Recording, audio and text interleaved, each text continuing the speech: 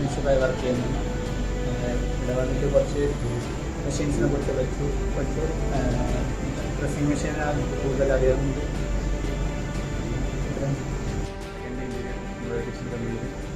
അപ്പറിൻ്റെയായിട്ട് work ചെയ്തതാണ്. ഞാനിപ്പോൾ edge അന്വേഷണമാണ് മെയിനായിട്ട് ഫോക്കസ് ചെയ്തത്. അല്ല അതുകൊണ്ടാണ് ഈ സൈറ്റിൽ പോയിട്ട് സൈറ്റ് വർക്ക് ചെയ്തിട്ടുണ്ട്. അതുകൊണ്ട് ഞങ്ങൾക്ക് ഓക്കെ ആയിട്ടാണ് തോന്നുന്നത്.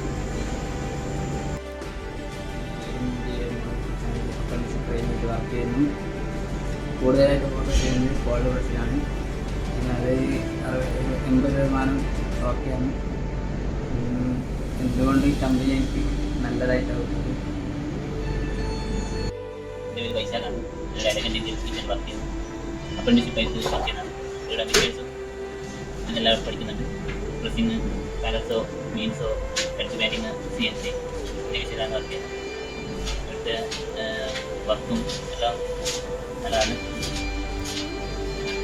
എനിക്ക് ഈ ഇൻഡസ്ട്രിയോട് താല്പര്യം വർക്ക് ചെയ്യാൻ നല്ലതാണ്.